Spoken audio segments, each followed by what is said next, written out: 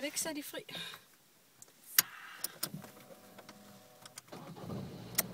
Du har vel koblet ud?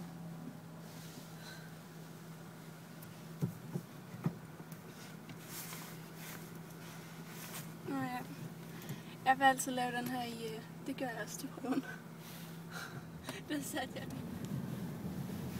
Er det slemt? Nej. Det er bare underligt at køre en anden bil. Det var lidt ligesom da jeg var på manøvrebanen. Det var også underligt. Mhm. Jeg behøver sikkert dreje hovedhjulet. Du må bare godt på spejlene. Jeg kunne lige så godt lære at kende det område, hvis jeg skal ud og bo der eller et eller andet. Så holder bare der. Man må køre 50, men det her ser ikke rigtig ud til, at jeg kan køre 50. Du kører? Ja, jeg kører. Og han har ikke blinket endnu, så jeg må stadigvæk godt køre. Ja. Jeg holder mig nøje, fordi der er metro, der er mange, der finder på lige at løbe over gaden, ikke? Jamen, jeg ved det. Jeg har prøvet at køre her om morgenen i myldretid før.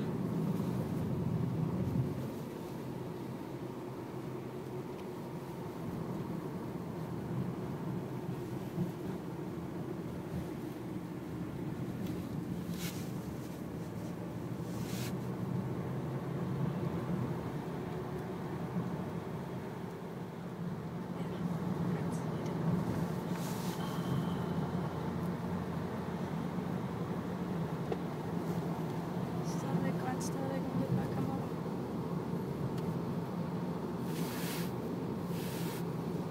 Ja, jeg skal nok køre de 50.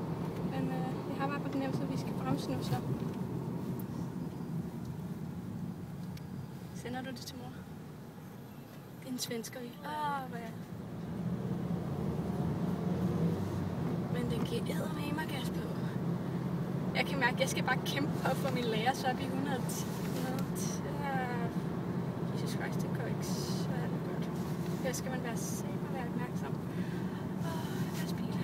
Stop nu. Ja. Tak.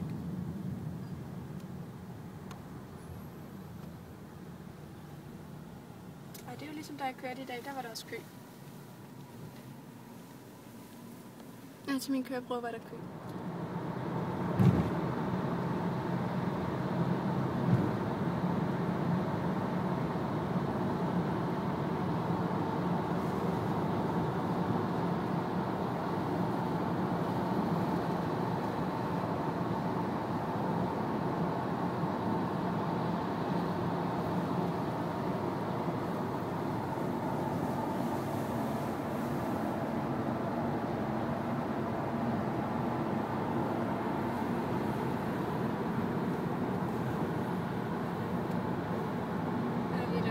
Skift. Odense, Lille. Odense. Helsingør. Ellers sidder du med.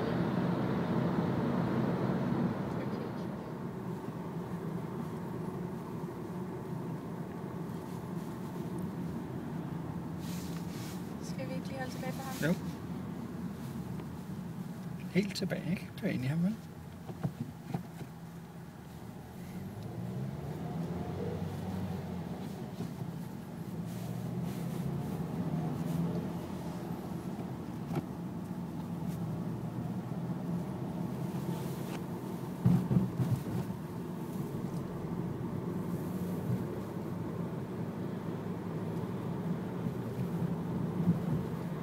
Den består jeg i dag. På Danmarks sværeste sted. Det siger de.